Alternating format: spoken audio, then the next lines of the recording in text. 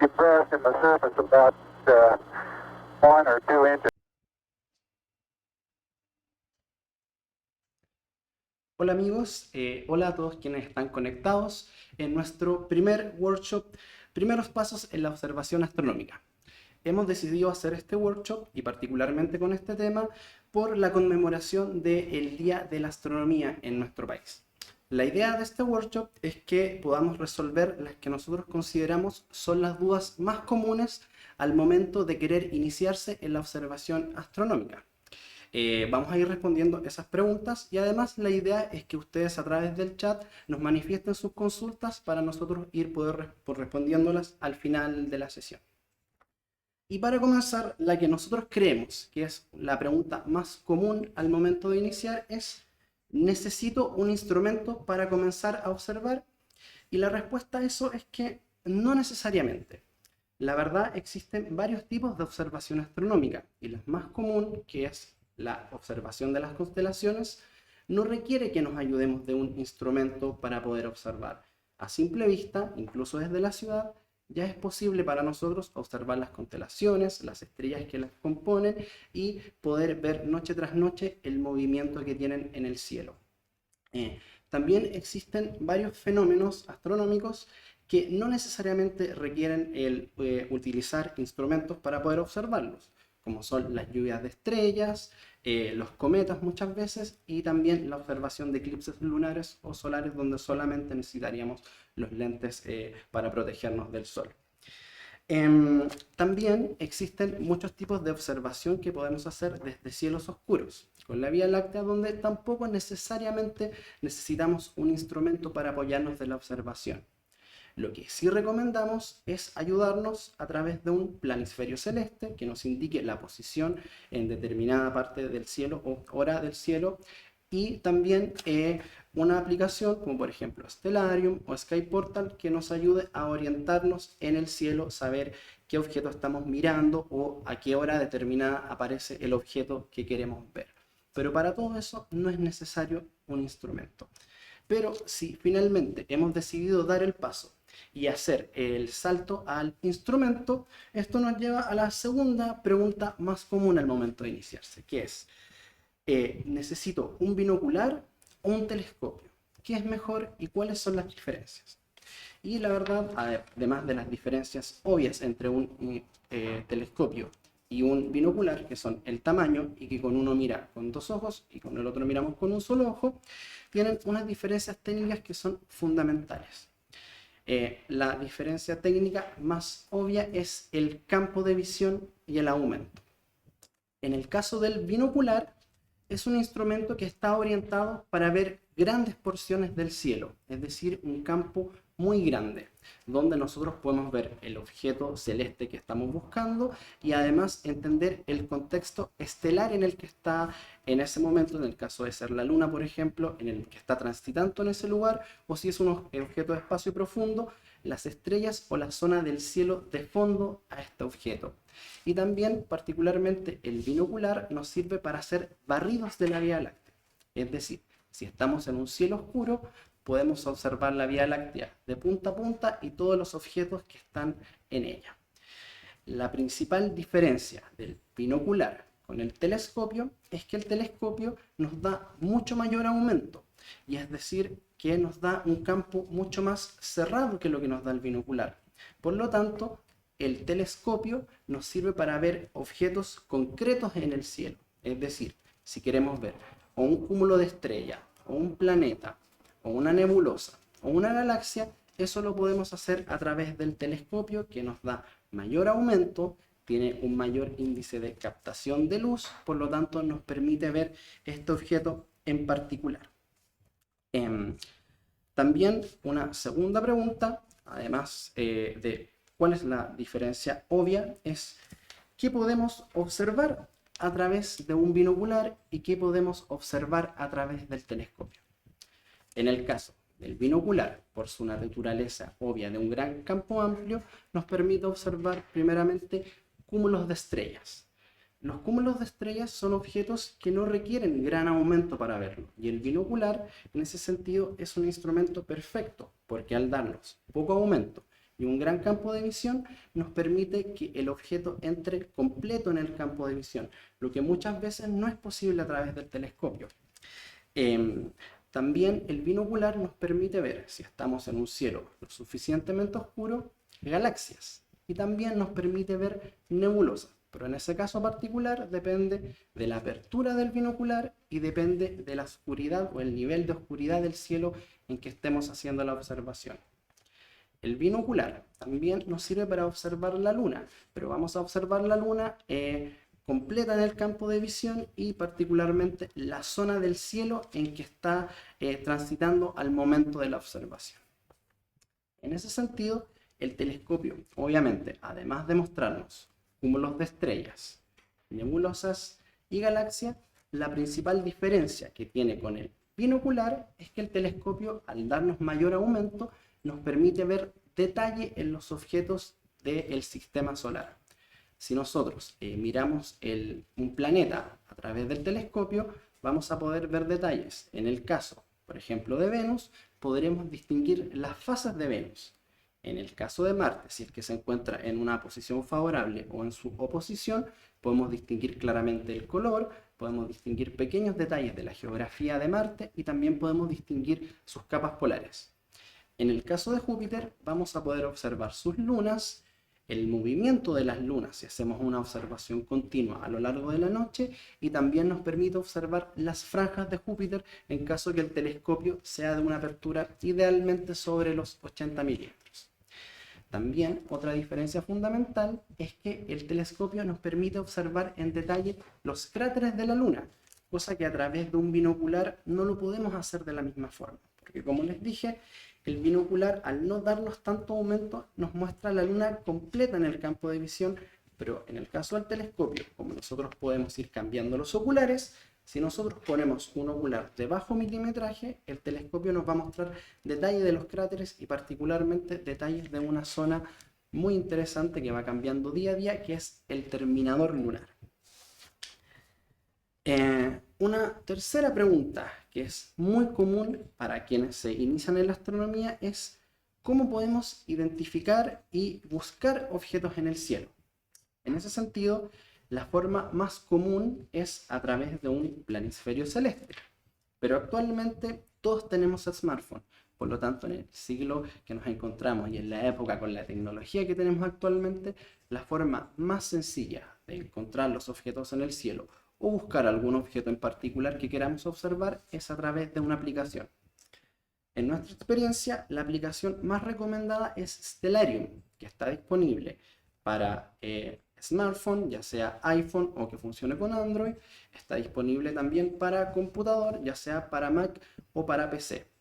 La principal característica de Stellarium es que nos permite imprimir mapas, nos permite planificar observaciones a futuro y también nos permite simular observaciones desde cualquier lugar del mundo. Por ejemplo, si yo estoy en Santiago y tengo la suerte de viajar, por ejemplo, al sur de Chile en determinada fecha y quiero saber qué objetos puedo ver desde ese lugar en determinada fecha, Stellarium nos permite poner en el cielo particularmente cómo se ve desde esa zona que vamos a observar y a la hora en que queremos observar. Por lo tanto, es una herramienta extremadamente útil para quienes ya tienen experiencia y tanto para quienes comienzan en la observación. También, como les dije al comienzo, si nosotros no tenemos ningún instrumento, ya solo con Stellarium es suficiente para que podamos identificar las constelaciones en el cielo, saber en qué dirección del cielo se van a mover, o si queremos esperar algún objeto en particular, saber por qué dirección del cielo va a salir y a qué horas va a salir. Otra pregunta extremadamente común entre las personas que quieren iniciarse en la observación astronómica es ¿desde dónde tenemos que hacer observación astronómica? Obviamente, y ya es conocimiento general, que para hacer observación astronómica tenemos que estar en lugares oscuros, y eso es así, pero no es necesariamente así para todos los objetos. En el caso de los objetos del sistema solar, cuando decimos sistema solar nos referimos obviamente a los planetas y a la Luna.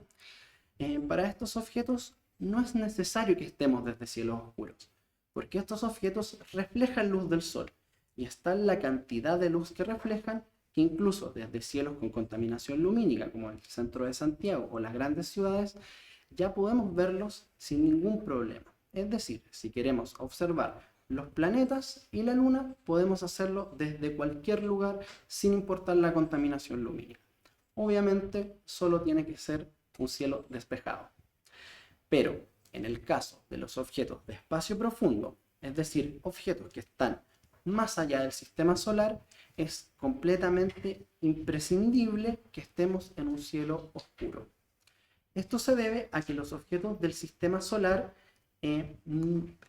reflejan luz del sol, pero los objetos de espacio profundo, la luz que llega hasta nosotros es la luz que emite el objeto, y es una luz que es extremadamente débil en comparación a los objetos del sistema solar.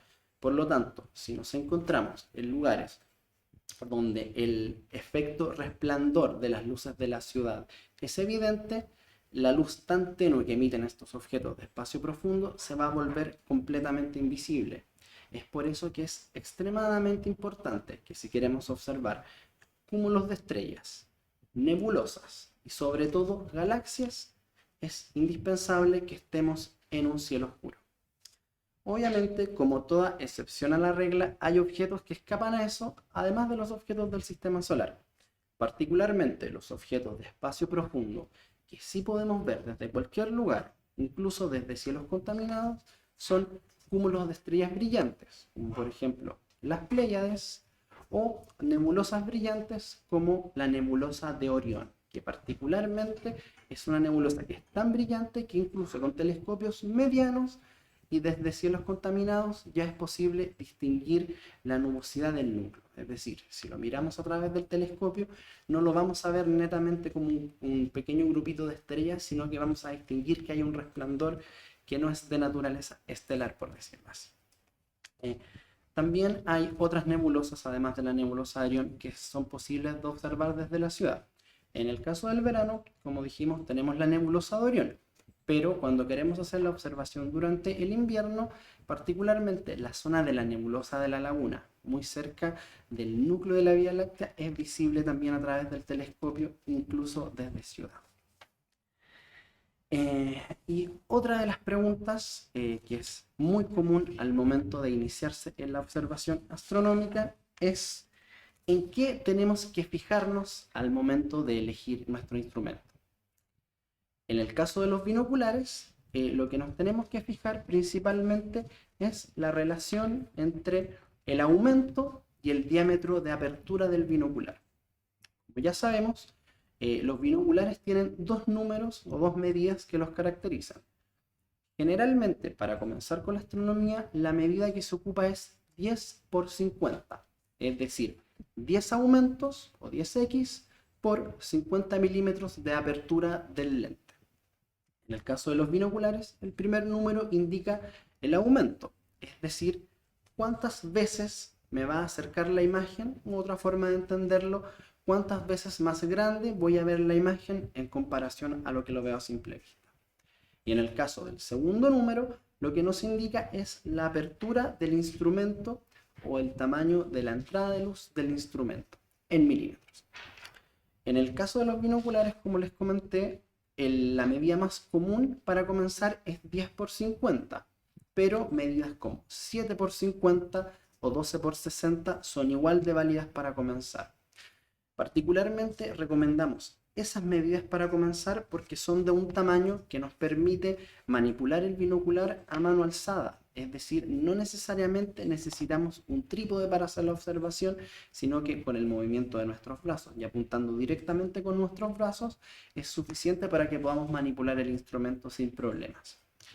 Obviamente existen binoculares de mayor potencia y de mayor apertura, pero para medidas superiores a 12 por 60 siempre vamos a necesitar acompañar el binocular con un trípode, porque por el aumento y por el tamaño se hace extremadamente complicado manejar un binocular de ese tamaño a mano alzada.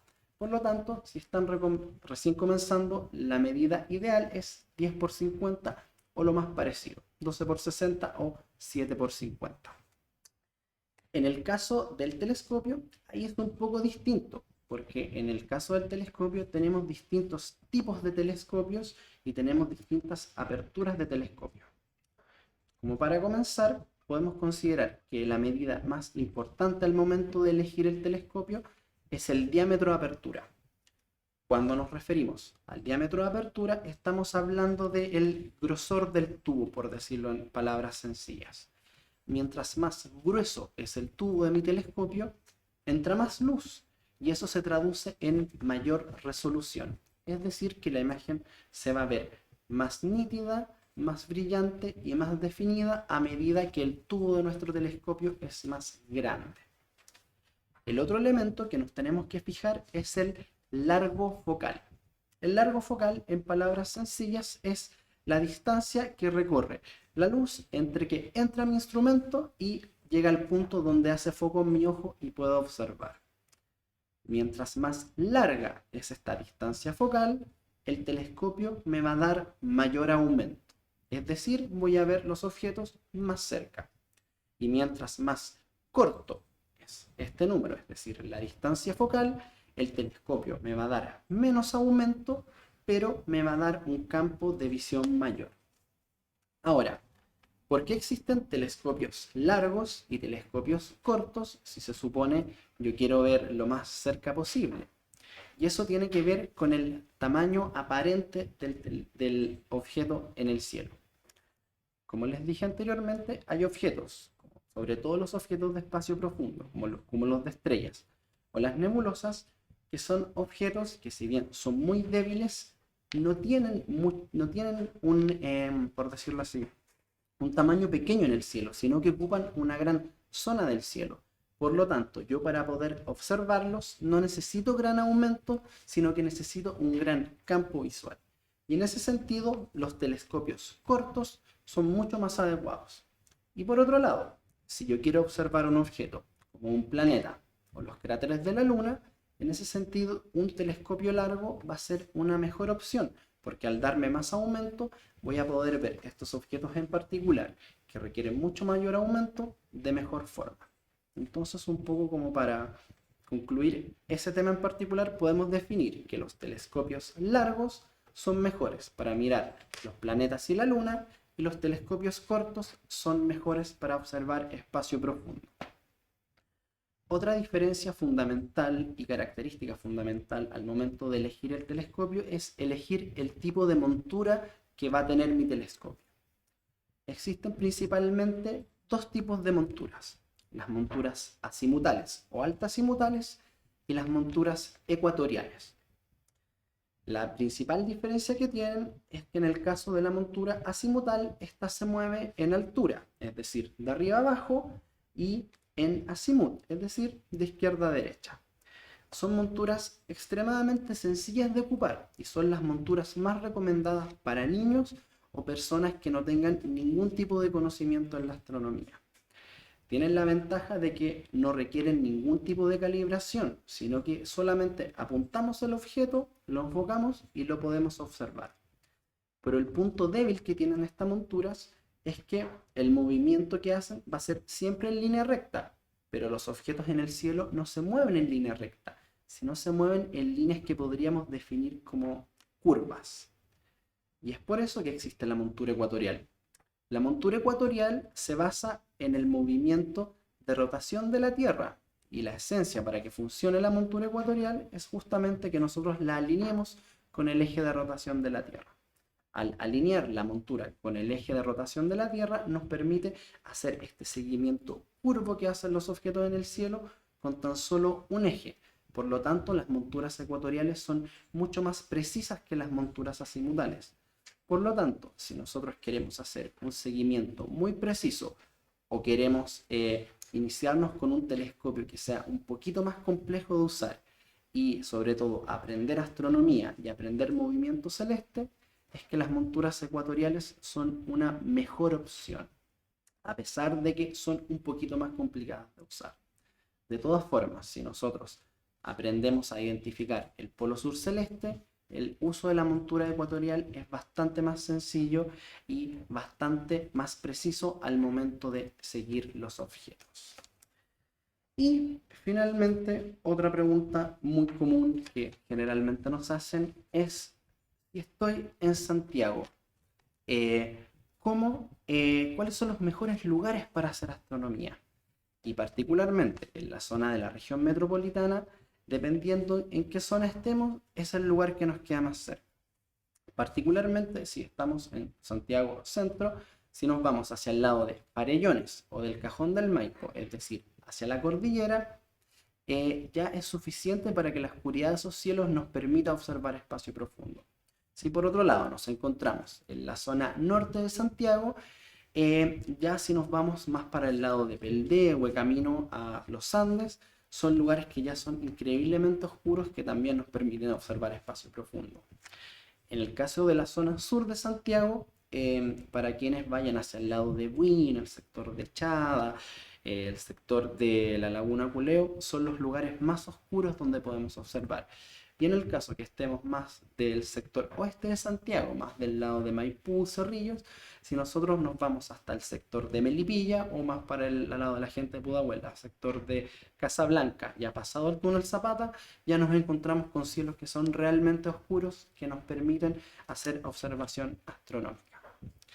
Y ahora vamos a ir respondiendo las preguntas que ustedes nos han dejado en el chat. Y en este caso, el señor Miguel Ángel nos pregunta: ¿cómo usar la ascensión recta y declinación en la montura ecuatorial? Bueno, en este caso me imagino que se refiere a la puesta en estación. En este caso, la forma correcta de usarlo es, primero tenemos que identificar en qué zona del país estamos. Si nosotros nos encontramos particularmente en la región metropolitana, estamos alrededor de la longitud 33. Por lo tanto, en el caso de la montura, tenemos que ajustar la declinación al 33 y orientarla al sur. En el caso que estemos en Chile, en el hemisferio sur, siempre vamos a tener que apuntar la montura ecuatorial al hemisferio sur. Es decir, para el ajuste de la montura ecuatorial tenemos que hacer dos ajustes.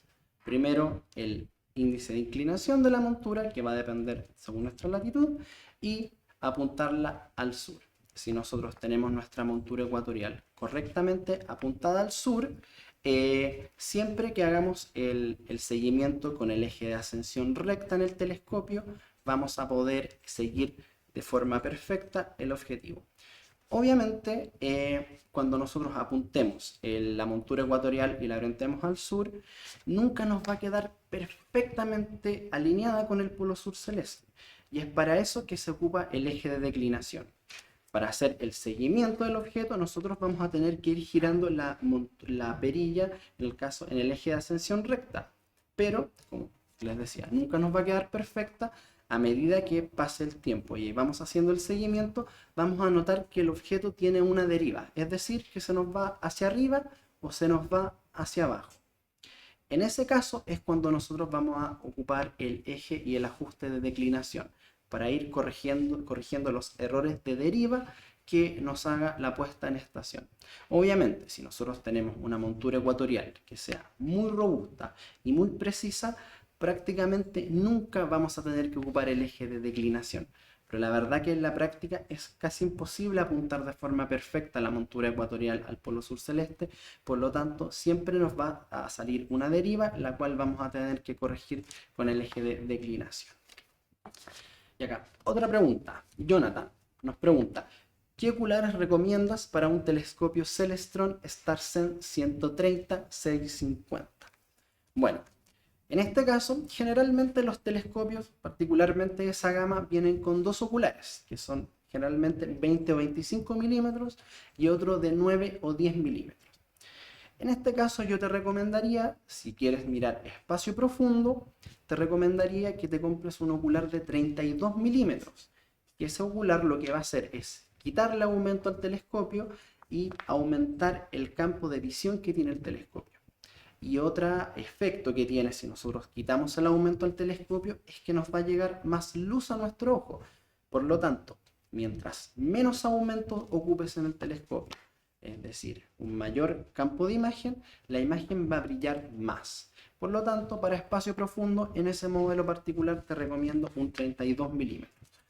Por otro lado, si tú quieres todo lo contrario, darle potencia al telescopio, es decir, ver los objetos más de cerca, la recomendación es que te compres un ocular idealmente entre 5 o 4 milímetros, porque esos aumentos te van a dar un acercamiento suficiente para poder ver detalles muy finos, ya sea en los planetas o en los cráteres de la Luna. Otra opción, además de oculares, es que te compres un Barlow. El Barlow lo que hace es duplicar el aumento de un telescopio. Por lo tanto, si tú estás ocupando, por ejemplo, un ocular de 20 milímetros y le pones un Barlow, la observación que te va a dar va a ser la equivalente a un ocular de 10 milímetros. O si, por ejemplo, ya tienes un ocular de 10 milímetros y le pones un Barlow, te va a quedar como si fuera un ocular de 5 milímetros. En general, tú puedes considerar que un telescopio está completo si tienes la mayor cantidad de niveles de aumento posible.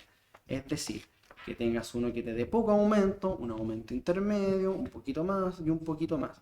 Pero en el fondo no hay un ocular que sea el mejor para cada telescopio, sino que hay oculares adecuados para lo que queremos ver. Acá el señor Patricio Soto nos pregunta: si quiero hacer astrofotografía para planetas y espacio profundo, ¿qué telescopio recomiendas? Ya, esa es una pregunta que es un poco larga de responder.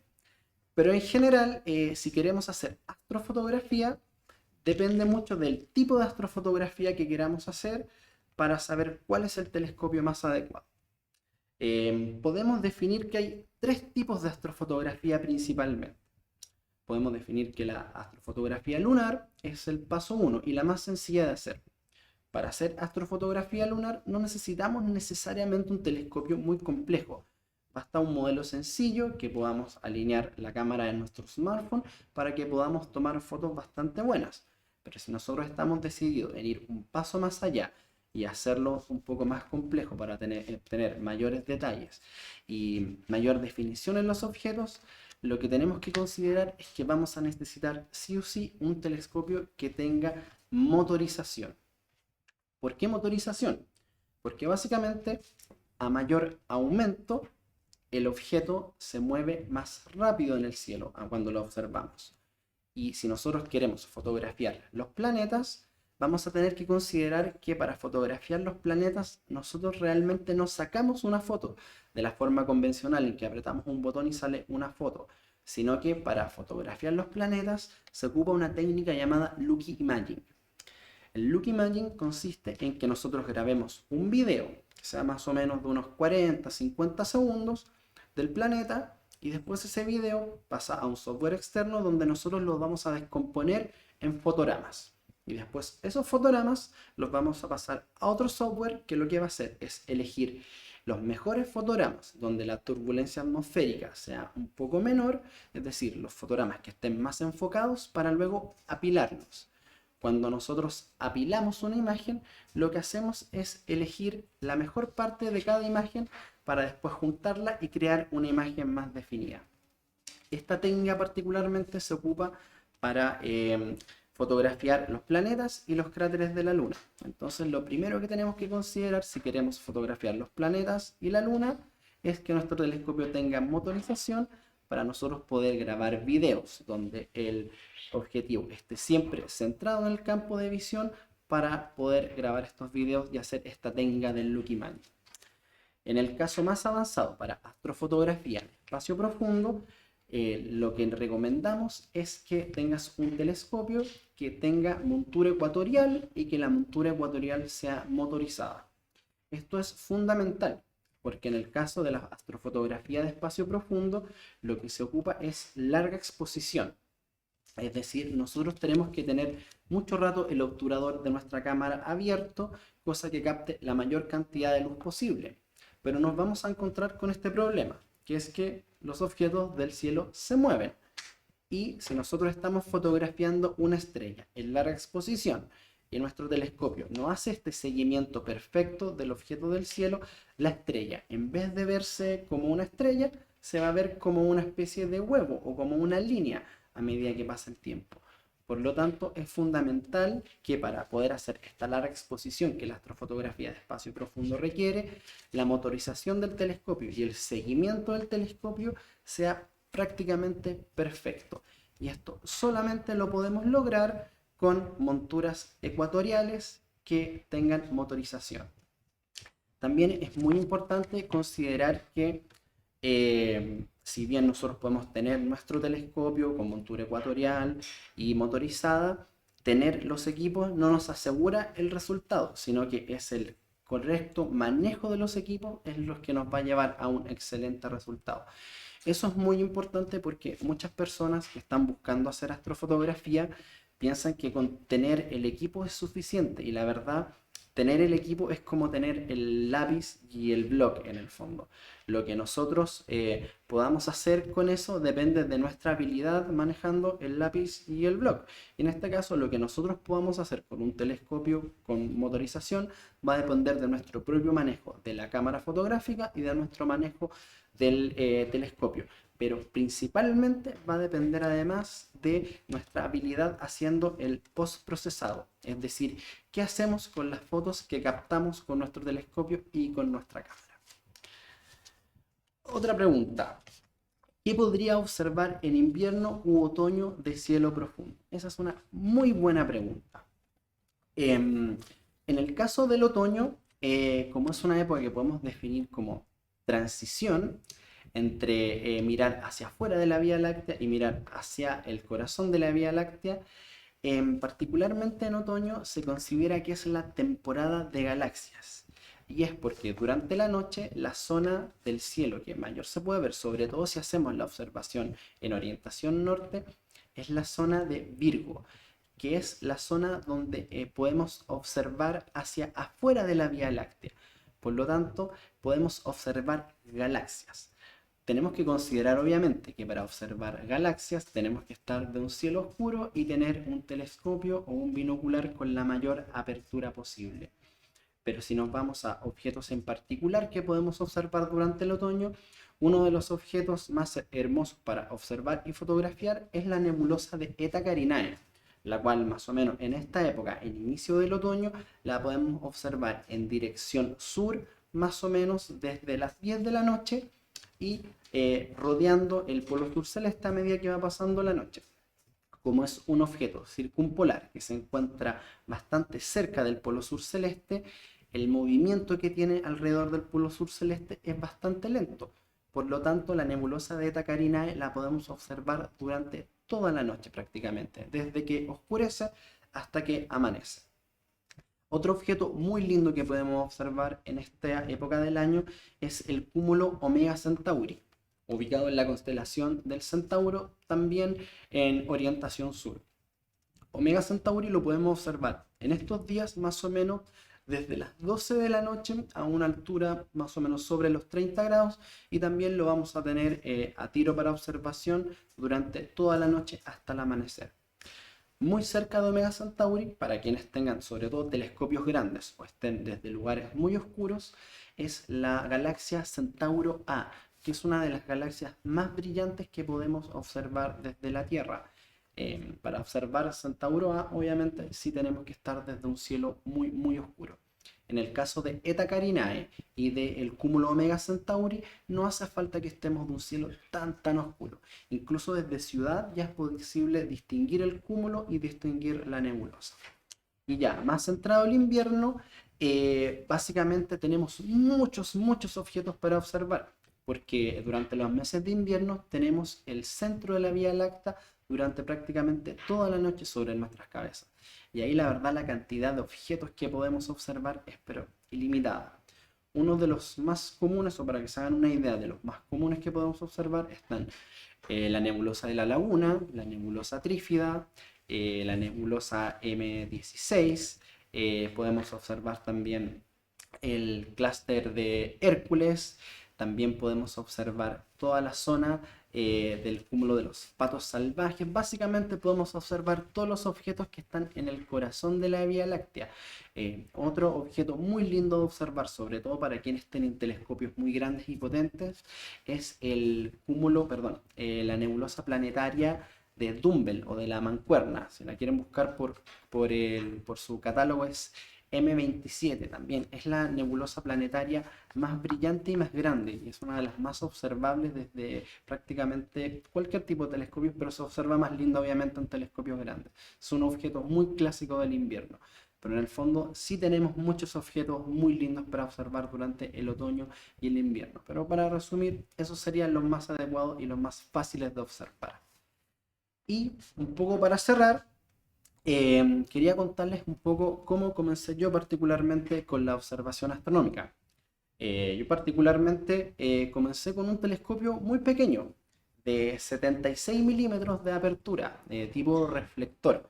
Para que se hagan una idea y si quieren saber más o menos qué modelo es el modelo Orion 76AZ, que es un telescopio de tipo reflector que básicamente con ese pequeño telescopio, llevándome a un cielo oscuro, me permitió primero observar Saturno, observar Júpiter y dar mis primeros pasos en la observación de espacio profundo. Recuerdo que con ese modelo logré ver con mucha claridad la nebulosa de Eta Carinae, la nebulosa de Orión, la galaxia del Sombrero, la galaxia Centauro A, obviamente siempre desde cielos oscuros. Una vez que ya, por decirlo así, me gradué de ese telescopio y que sentí que necesitaba algo más, me pasé a un telescopio de tipo refractor de 80 milímetros, que fue el primer telescopio que me permitió conectarle una cámara digital.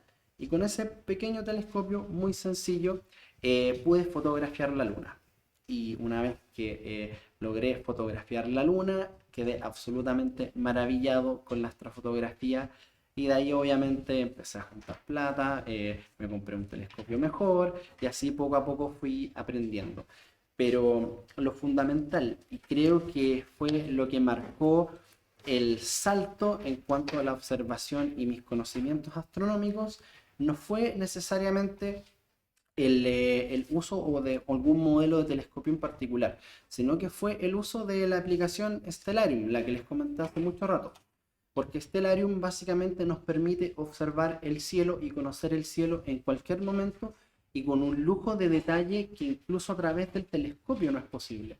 Nosotros con Stellarium podemos navegar en profundidad del cielo y una de las gracias que tiene, sobre todo la versión de escritorio, de computador, es que nos permite ver detalles de las nebulosas a través de la fotografía, porque Stellarium nos pone fotografías de fondo en el lugar donde están los objetos. Por lo tanto, nosotros podemos hacernos una idea muy en detalle y en profundidad de cómo es el cielo. Podemos buscar galaxias, podemos buscar la profundidad de las nebulosas. O sea, es realmente una herramienta extremadamente útil para quienes tienen y quienes no tienen un telescopio. Por lo tanto, si ustedes se encuentran en esta etapa de elegir su primer telescopio o con este pequeño interés que empieza a crecer de la astronomía, la mejor forma es que se inicien con Stellarium. Incluso antes que tengan un instrumento, incluso antes que escojan un telescopio, descarguen Stellarium y comiencen a conocer el cielo. La verdad que el uso de Stellarium les va a abrir el cerebro completamente y les va a hacer una idea de qué cosas y qué cantidad de objetos podemos observar en el cielo en cualquier momento, en cualquier lugar. Y creo que eso sería todo por ahora por nuestro primer workshop. La verdad, nuestra intención es comenzar a hacer esto mucho más regular y obviamente a medida que vayan pasando los workshops vamos a ir subiendo un poquito la dificultad y vamos a ir avanzando o dedicándonos a temas que son más específicos como la astrofotografía, observación de espacio profundo, observación de los planetas y básicamente ir aprendiendo todos juntos de este hermoso hobby que es la observación astronómica. Bueno, mi nombre es Rodrigo Gutiérrez, en nombre de Telescopios Chile me despido, les deseo un muy feliz día de la astronomía y muchas gracias a todos quienes estuvieron presentes en nuestro primer workshop. Hasta luego.